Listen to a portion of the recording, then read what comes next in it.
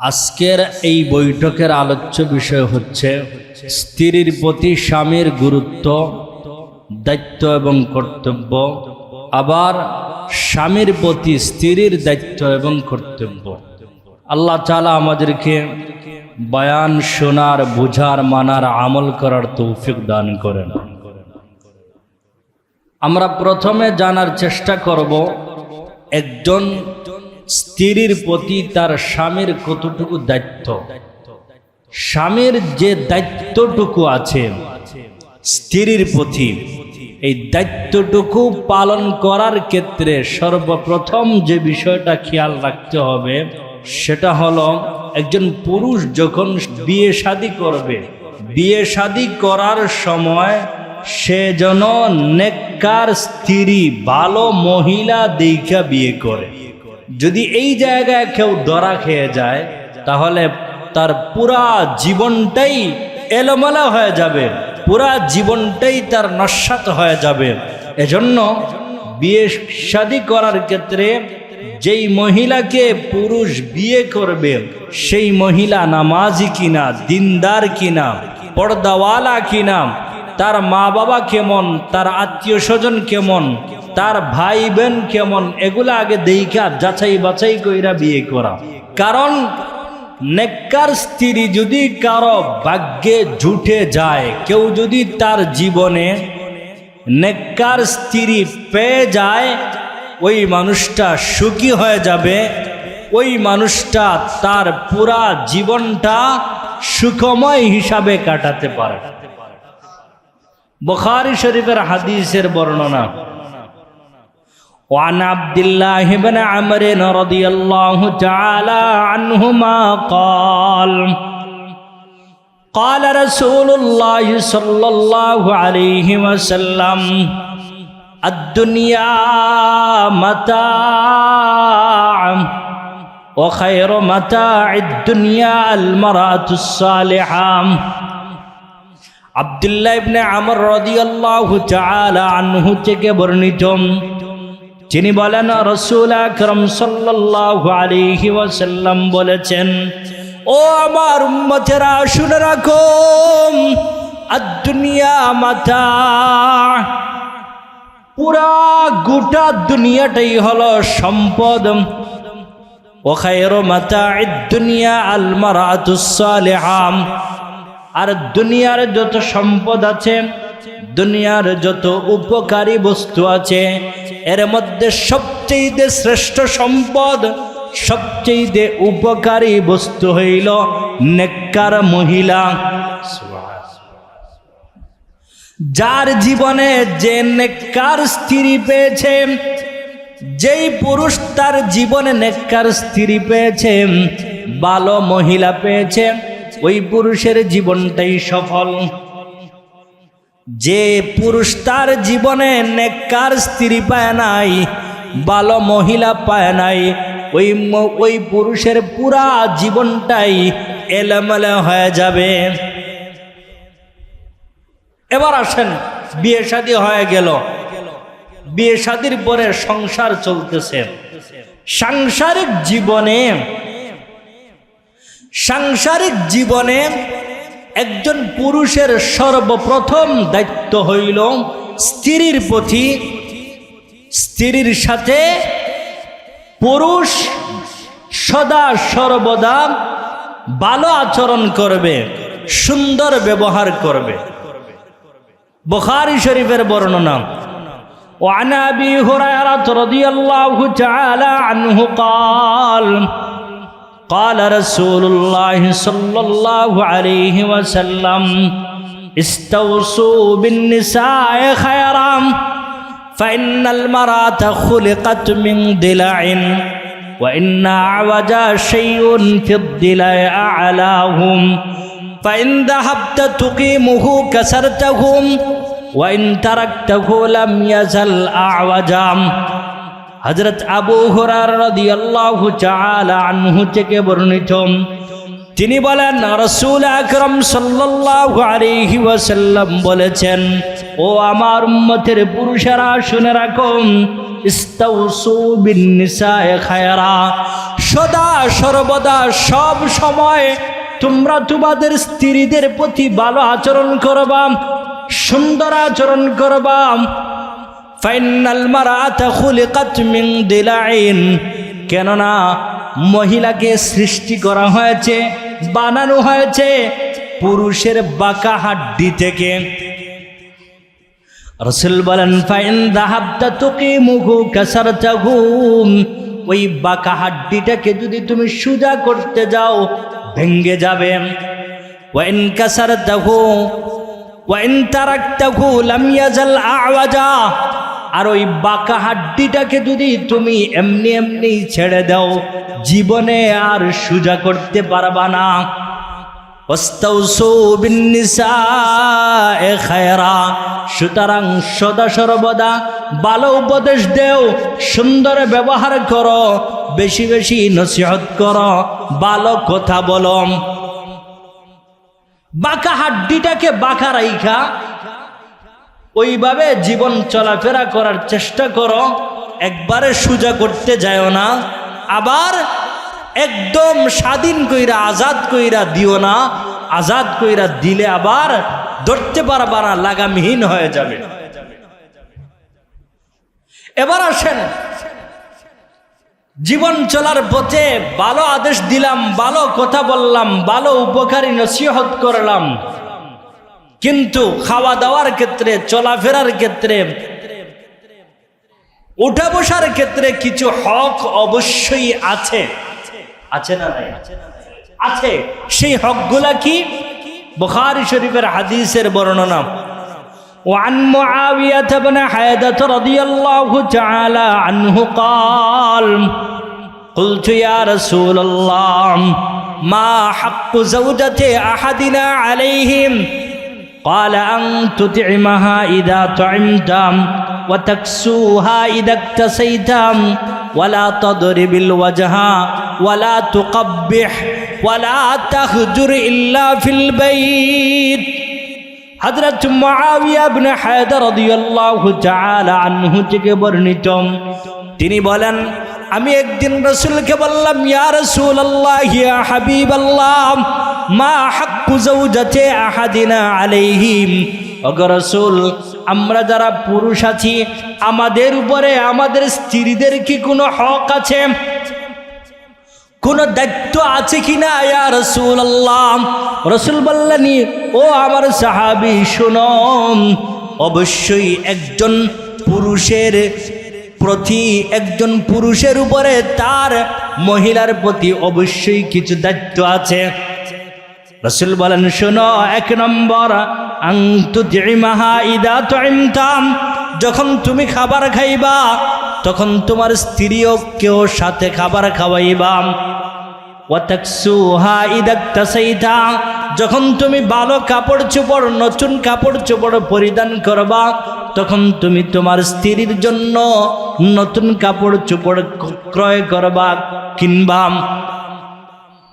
এবার রাসূল বলেন, ওয়ালা তাহজুর ইল্লা ফিল বাইত, যদি আলাদা করার দরকার হয় তোমার নিজের ঘরের মধ্যে আলাদা করে রাখবা, অন্য কারো ঘরের মধ্যে তুমি পাঠায়া দিবা না। অন্য কারো ঘরের মধ্যে যদি পাঠায়া দাও কোনো গুনাহ নাফরমানি হওয়ার সম্ভাবনা আছে। এবার রাসূল বলেন, শোনো, আরেক দুইটা বিষয়ে খেয়াল রাখবা, দুইটা বিষয়। এক নম্বর, ওয়ালা তাদরিবিল ওয়াজহা, যদি রাগ উঠে যায়, যদি তোমার মেজাজ খারাপ হয়ে যায়, যদি মারার দরকার হয় হালকা ভাবে পিঠের মধ্যে একটু আঘাত করবা।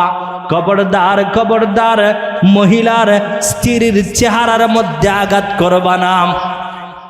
এরপরে রাসূল বলেন, শুনো, ওয়ালা তুকাব্বিহ, যদি স্ত্রীর প্রত্যেকে কোনো একটা উল্টাপাল্টা প্রকাশ পায় তাহলে স্ত্রীকে কখনো গালমন্দ করবা না, স্ত্রীকে বাজে কথা করবা না, স্ত্রীকে নিয়ে গালাগালি অসভ্য কথা বলবা না।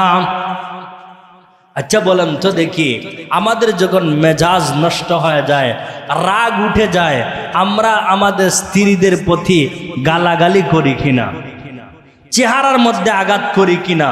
রাসূল এটা স্পষ্ট নিষেধ করেছে।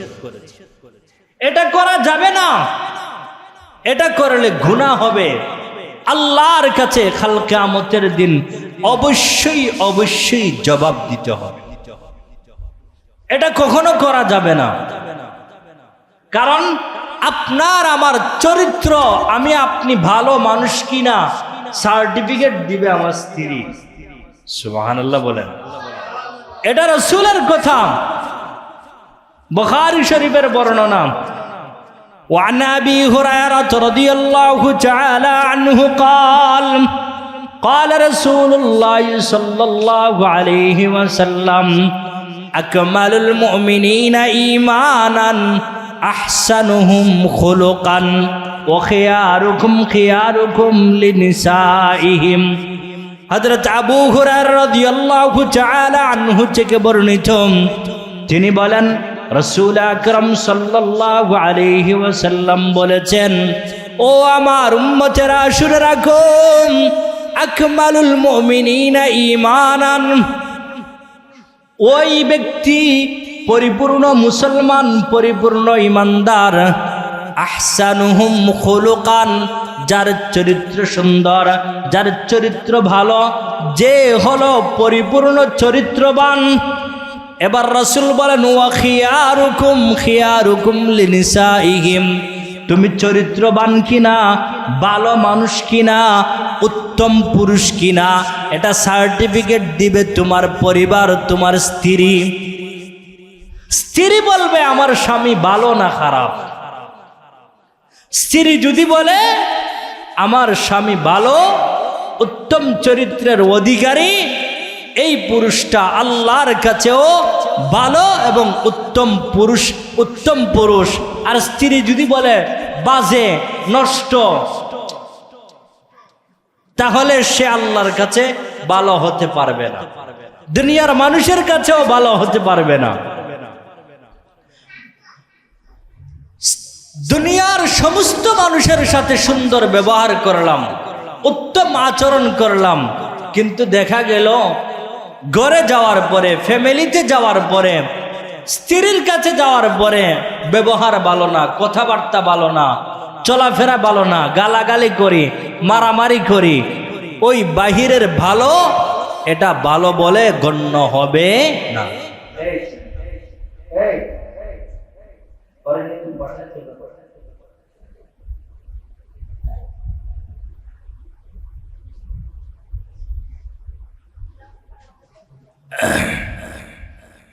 এবার আসেন, কিছু দায়িত্ব আছে, কিছু স্ত্রীর কিছু দায়িত্ব আছে স্বামীর প্রতি, আছে না নাই? সামনে আগে আছে,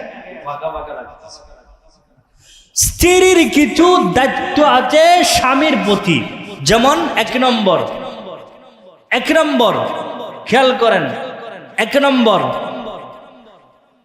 একজন স্ত্রী, একজন মহিলা সদা সর্বদা তার স্বামীকে সম্মান করবে, ইজ্জত করবে। অসম্মান হয় এরকম কোনো কাজ, এরকম কোনো কথা, এরকম কোনো ব্যবহার করবে না। তিরমিজি শরীফের বর্ণনা। وعن أبي هريرة رضي الله تعالى عنه قال قال رسول الله صلى الله عليه وسلم لو كنت آمرا أحدا أن يسجد لأحد لأمرت المرأة أن تسجد لزوجها سبحان الله আবু হুরায়রা রাদিয়াল্লাহু তাআলা আনহু থেকে বর্ণিত, তিনি বলেন রাসূল আকরাম সাল্লাল্লাহু আলাইহি ওয়াসাল্লাম বলেছেন, ও আমার উম্মতের মহিলারা শুনো, লাউ কুনতু আমিরান আহাদান আইয়াসজুদা লিআহাদিন, আমি যদি দুনিয়ার কোনো মানুষকে, অন্য কোনো মানুষকে সিজদা করার কথা বলতাম, দুনিয়ার কোন মানুষকে অন্য মানুষের প্রতি সিজদা করার যদি আমি হুকুম দিতাম, আমি রাসূল পৃথিবীর সমস্ত মহিলাদেরকে বলতাম, ও দুনিয়ার মহিলারা, লা আমারতুল মারাতা আন তাসজুদা লিজাওজিহা, ও দুনিয়ার মহিলারা, তোমরা তোমাদের স্বামীদেরকে সিজদা করো। সম্মানের উচ্চ শিখর বোঝানোর জন্য রাসূল সিজদার কথা বলছেন।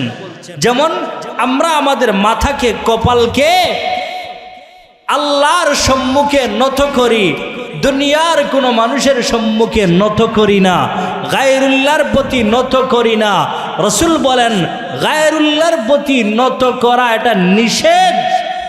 এই নিষেধটা যদি না থাকতো তাহলে দুনিয়ার সমস্ত মহিলাদেরকে বলতাম, হে দুনিয়ার মহিলারা, তোমরা তোমাদের স্বামীদের পায়ের মধ্যে সিজদা করো, কারণ তোমার স্বামী তোমার কাছে সবচেয়ে সম্মানের বিষয়। সুবহানাল্লাহ। এ হলো একটা বিষয় যে একজন স্ত্রী, একজন মহিলা সর্বোচ্চ সম্মান করবে কাকে? তার স্বামীকে। 2 নম্বর, আমি বয়ান খুব সংক্ষেপে শেষ করে দিব, আমার শরীরে খারাপ লাগতেছে। 2 নম্বর, একজন স্বামী, একজন স্ত্রী তার স্বামীর শারীরিক এবং মানসিক যত চাহিদা আছে এটা সদা সর্বদা পূরণ করার জন্য প্রস্তুত থাকবে। বুখারী শরীফের বর্ণনা, وعن أبي هريرة رضي الله تعالى عنه قال قال رسول الله صلى الله عليه وسلم إذا دعا الرجل امرأته إلى فراشه فلم تأته فبات غضبان عليها لعنتها الملائكة حتى تصبح। نعوذ بالله বলেন। আবু হুরায়রা রাদিয়াল্লাহু তাআলা আনহু থেকে বর্ণিত, তিনি বলেন রাসূল আকরাম সাল্লাল্লাহু আলাইহি ওয়াসাল্লাম বলেছেন, ও দুনিয়ার মহিলারা শুনো, ইদা দার রাজুল ইমরাতাহু ইলা ফিরাশিহি, একজন স্বামী যখন তার স্ত্রীকে তার বিছানায় ডাকবে, আহ্বান করবে শারীরিক এবং মানসিক চাহিদা পূরণ করার জন্য, রাসূল বলেন ফালাম তাতিহি, ওই সময় যদি ওই স্বামীর ডাকে ওই স্ত্রী সাড়া না দে, আসে না, লানাতহাল মালাইকাতু হাত্তা তুসবিহা, আর এমত অবস্থায় স্ত্রী যদি সারা রাত স্বামীর থেকে আলাদা হয়ে রাত্রি যাপন করে, রাসূল বলেন ওই স্ত্রীর প্রতি আসমানের ফেরেশতারা ফজর পর্যন্ত অভিশাপ দিতে থাকে, লানত দিতে থাকে। স্বামী ডাকলো আসো, স্ত্রী আসলো না, শারীরিক এবং মানসিক চাহিদা পূরণ করলো না, রাসূল বলেন এই স্ত্রীর প্রতি আসমানের যত ফেরেশতা আছে এরা ফজর পর্যন্ত লানত দিতে থাকে, অভিশাপ দিতে থাকে, বদদুয়া করতে থাকে। কি করতে থাকে? বদদুয়া করতে থাকে। এই হলো 2টা বিষয়। 3 নম্বর বিষয়, পুরুষ দেশে বাড়িতে থাকা অবস্থায়, স্বামী বাড়িতে দেশে থাকা অবস্থায়, বলেন স্বামী, আমার সাথে বলেন, স্বামী বাড়িতে দেশে ঘরে থাকা অবস্থায় কোন স্ত্রীর জন্য নফল রোজা রাখা স্বামীর অনুমতি ব্যতীত বৈধ নয়। কি বলছি বলেন? স্বামী বাড়িতে আছে, ঘরে আছে, সে বাসায় আছে, এমত অবস্থায় কোন স্ত্রী স্বামীর অনুমতি ব্যতীত নফল রোজা রাখতে পারবে না। কেন?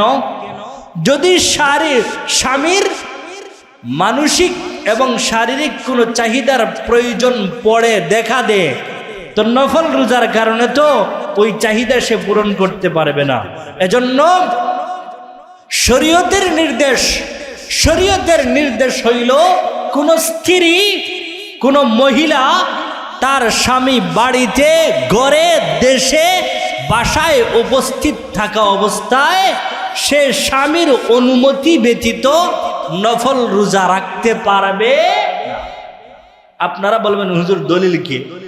দলিল হইল বুখারী শরীফের বর্ণনা।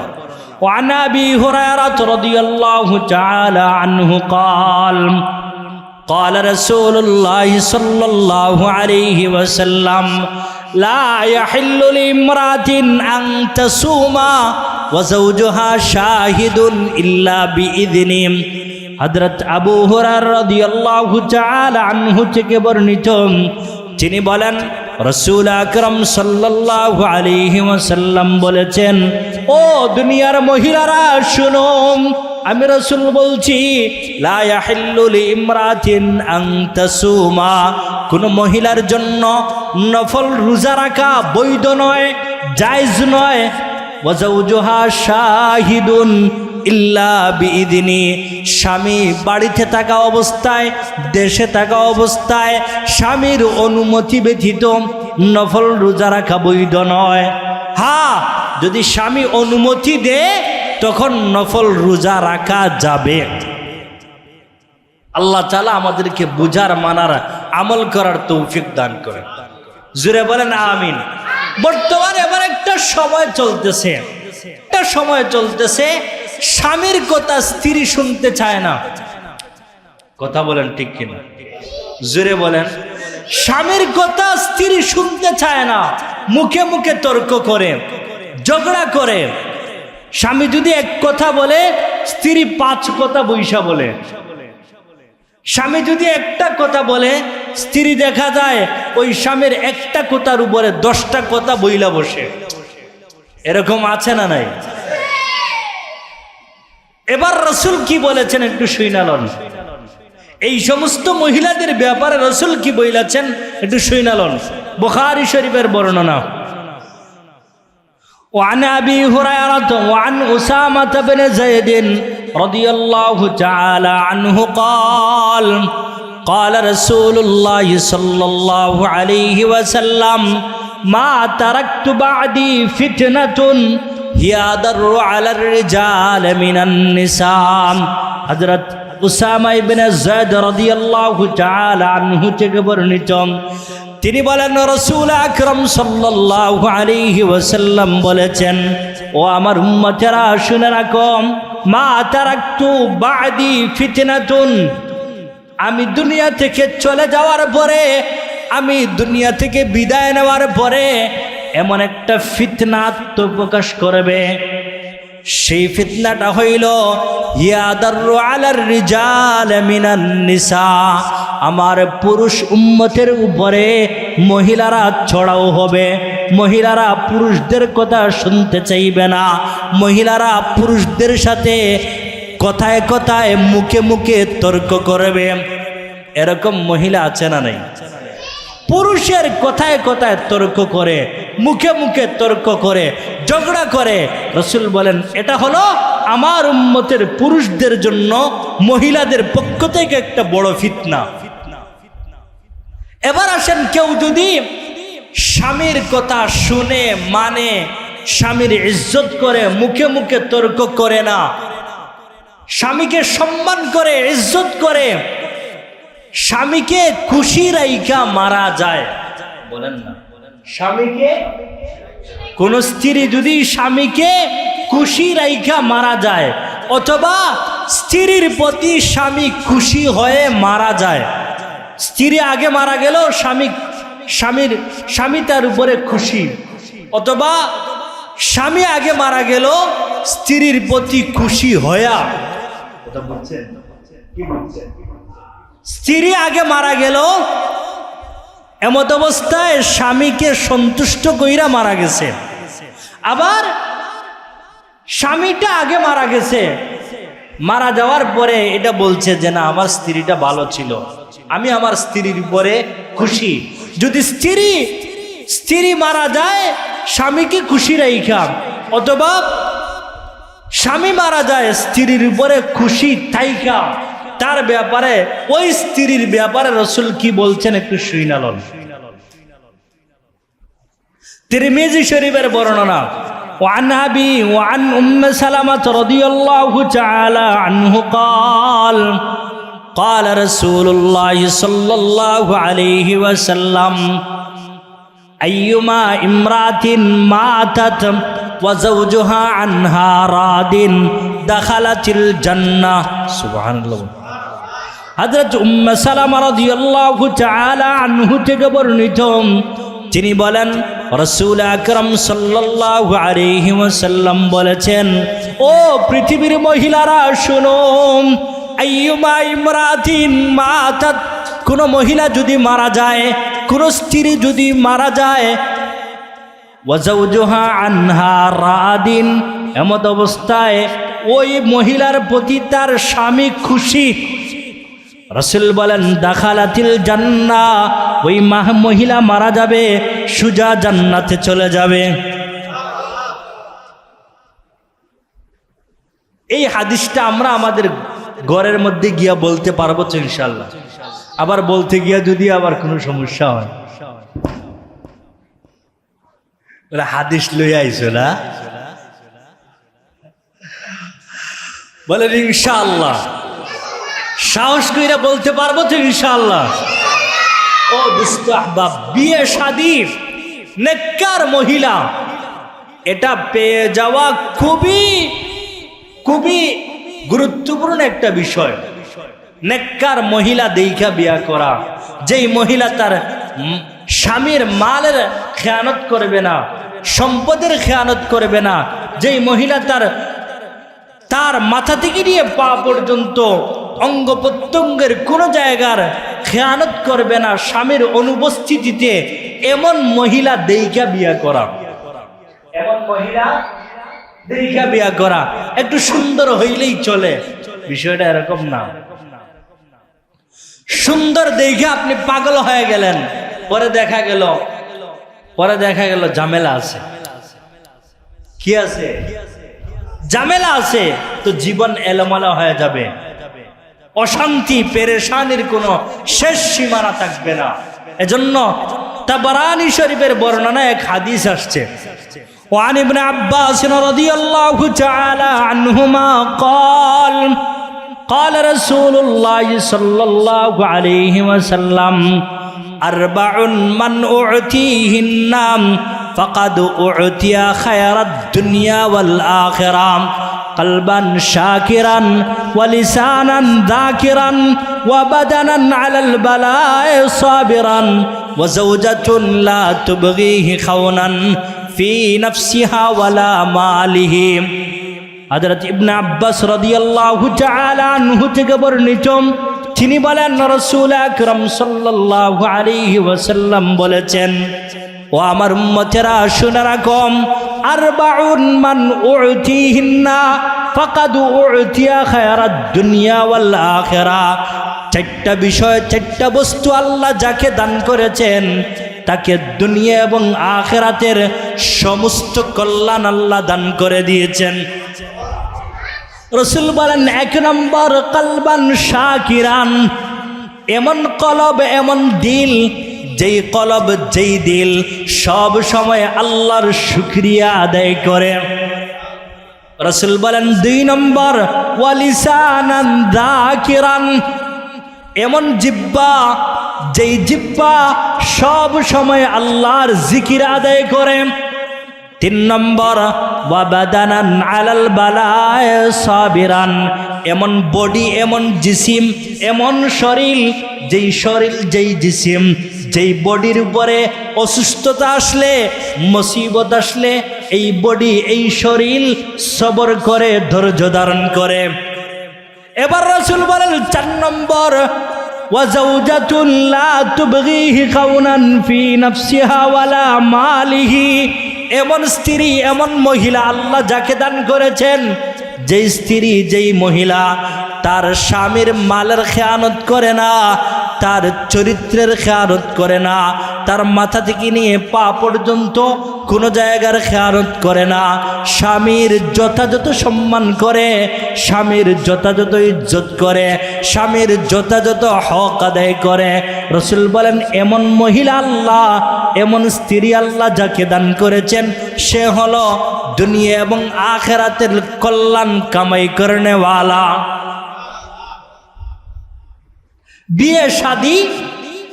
বিয়ে শাদী এটা গুরুত্বপূর্ণ একটা বিষয়। বিয়ে শাদী বলে একটা গুরুত্বপূর্ণ একটা বিষয়। বারবার আমি এই জিনিসটা বুঝাইতেছি।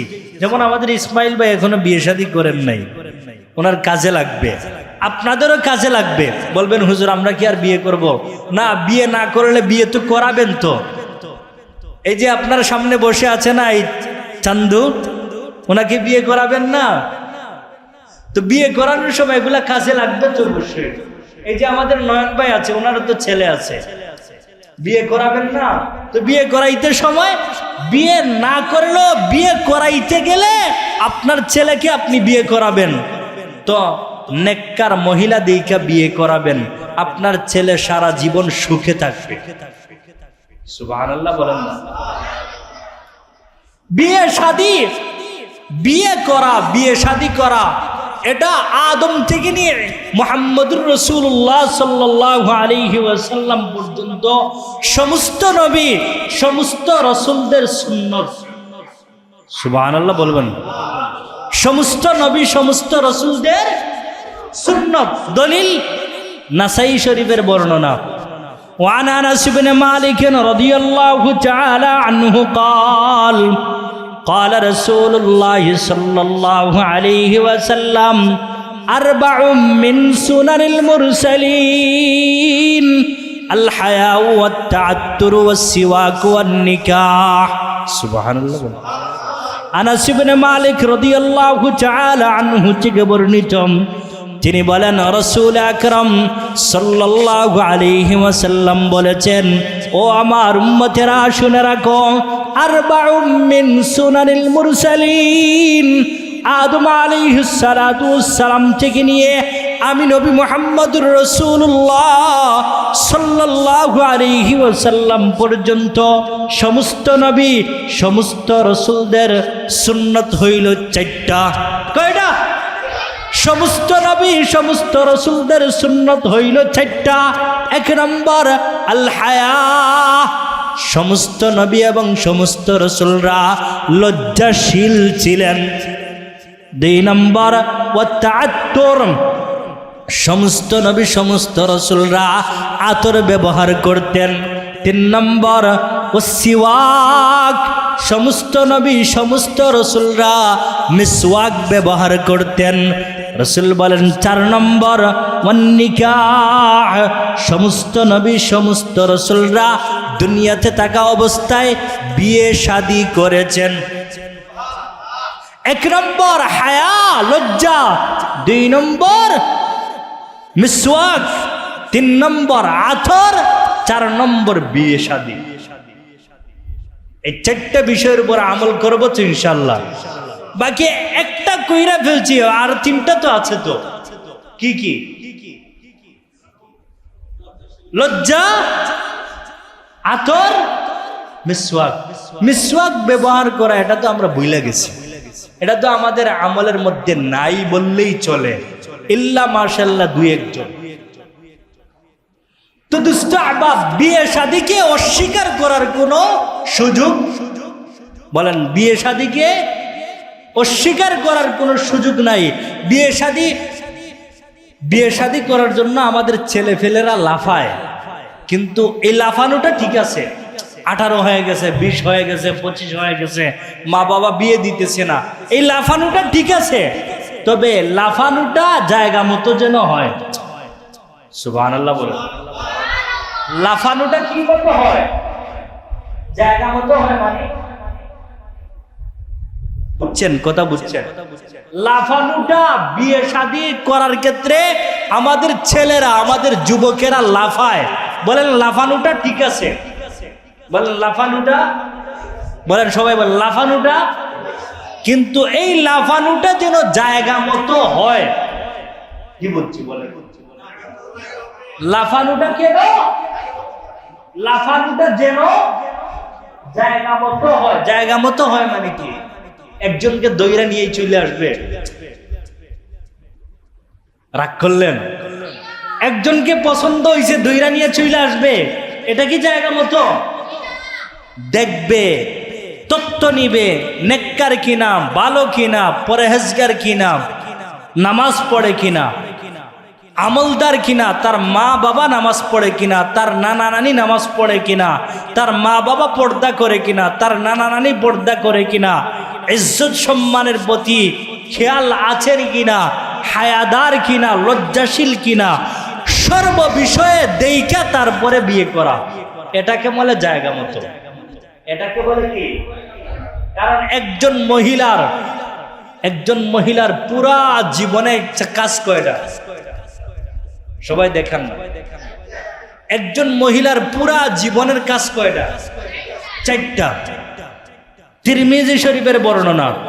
وعن عبد الرحمن بن عوف رضي الله تعالى عنه قال قال رسول الله صلى الله عليه وسلم المرأة إذا صلت خمسها وصامت شهرها وحفظت فرجها وأطاعت زوجها قيل لها ادخل الجنة من أي أبواب الجنة شئت. سبحان আব্দুর রহমান ইবনে আউফ রাদিয়াল্লাহু তাআলা আনহু থেকে বর্ণিত, তিনি বলেন রাসূল আকরাম সাল্লাল্লাহু আলাইহি ওয়াসাল্লাম বলেছেন, ও আমার উম্মতের মহিলারা শুনো, 4টা কাজ যদি করতে পারো, 4টা। 1 নম্বর, আল মারাতু ইদা সাল্লাত খামসাহা, যেই মহিলা 5 ওয়াক্ত নামাজ ঠিকঠাক মতো আদায় করবে। 2 নম্বর, ওয়াসামাত শাহরাহা, রমজানের রোজা ঠিকঠাক মতো রাখবে। 3 নম্বর, ওয়াহাফিদাত ফারজাহা, পর্দার সহিত বসবাস করবে, বেপর্দায় চলাফেরা করবে না। 4 নম্বর, ওয়াতাআত যাওজাহা, স্বামীর খেদমত করবে, স্বামীকে সম্মান করবে, ইজ্জত করবে, স্বামীর কথা মতো জীবন যাপন করবে। রাসূল বলেন, এই মহিলা যখন মারা যাবে, মারা যাওয়ার পরে কিলা লাহা উদখুলিল জান্নাতা মিন আইয়া আবওয়াবিল জান্নাতি শিতি, ওই মহিলা মারা যাওয়ার পরে আল্লাহর পক্ষ থেকে ঘোষণা আসবে, ও মহিলা, তোমার জন্য জান্নাতের 8টা দরওয়াজা খোলা আছে। তোমার মন যেই দরওয়াজা দিয়ে জান্নাতে প্রবেশ করতে চায়, সেই দরওয়াজা দিয়ে তুমি জান্নাতের মধ্যে প্রবেশ করো, তোমার জন্য কোনো বাধা নাই। কাজ কয়টা? একজন মা, একজন বোন, একজন স্ত্রীর পুরা জীবনের কাজ কয়টা? 1 নম্বর নামাজ, 1 নম্বর, 2 নম্বর রোজা রাখা, 3 নম্বর পর্দা করা, 4 নম্বর স্বামীর খেদমত। আমরা আমাদের মা বোনদেরকে এই 4টা কথা বলতে পারবো তো ইনশাআল্লাহ? তো বলছিলাম, বিয়ে শাদী করার ক্ষেত্রে নেককার মহিলা দেইখা বিয়ে করা। বলেন, বিয়ে শাদী করার ক্ষেত্রে এই ইয়াসিন মনে রাখো, ইয়াসিনের তো সামনে বিয়ে শাদীর সময় আইতেছে। তো নেককার মহিলা দেখে কি করা? কথা কয় না। নেককার মহিলা দেখে বিয়ে করা বা বিয়ে করানো, বিয়ে করা বা বিয়ে করানো। বলেন, বিয়ে শাদী করা রাসূলের পক্ষ থেকে সুন্নাত। বিয়ে শাদী করা तमाम পৃথিবীর সমস্ত উম্মতের জন্য এটা একটা সুন্নাত।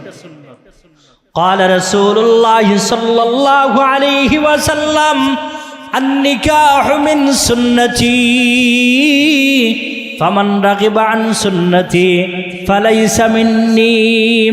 রাসূল আকরাম সাল্লাল্লাহু আলাইহি ওয়াসাল্লাম বলেন, ও দুনিয়ার পুরুষেরা শুনো, আন-নিকাহু মিন সুন্নতি, বিবাহ শাদী করা আমি রাসূলের সুন্নাত। ফামান রাগিবা আন সুন্নতি ফালাইসা মিন্নি, যে আমার ওই সুন্নত থেকে বিরত থাকলো, যে আমার ওই সুন্নতকে পালন করলো না, সে আমি রাসূলের উম্মত নয়। নাউজুবিল্লাহ বলেন।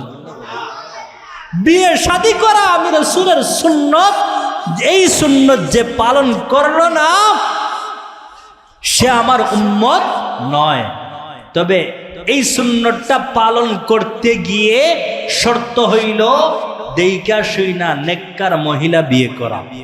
দেইকা শুইনা নেককার মহিলা, বলেন না, নেককার মহিলা বিয়ে করা।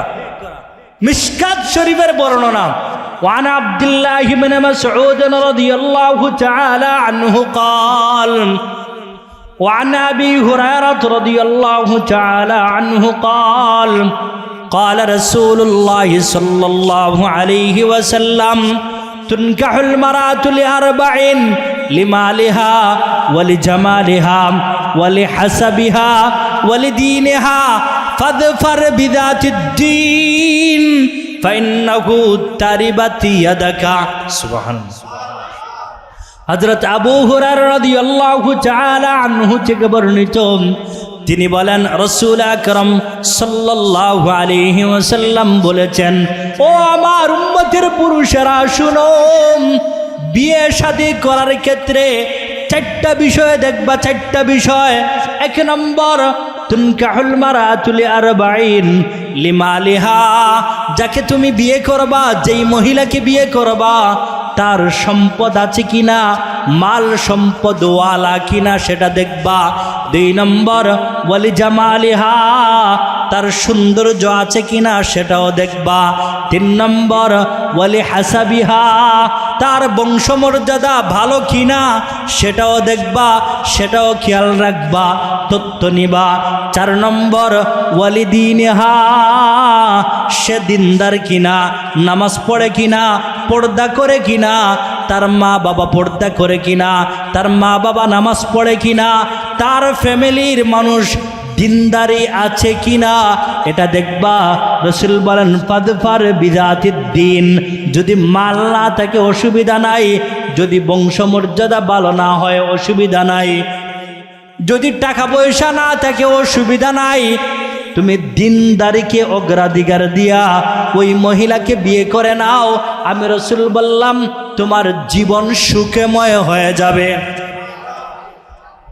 তাহলে রাসূল মালের কথাকে অগ্রাধিকার দেন নাই, রাসূল সৌন্দর্যের কথাকে অগ্রাধিকার দেন নাই, রাসূল টাকা পয়সা সম্পদের কথাকে অগ্রাধিকার দেন নাই, রাসূল ব্যবসা বাণিজ্য এগুলাকে অগ্রাধিকার দেন নাই। রাসূল দিছেন অগ্রাধিকার দিনদারিকে অগ্রাধিকার দিছেন। আল্লাহ তাআলা আমাদেরকে বুঝার মানার আমল করার তৌফিক দান করেন।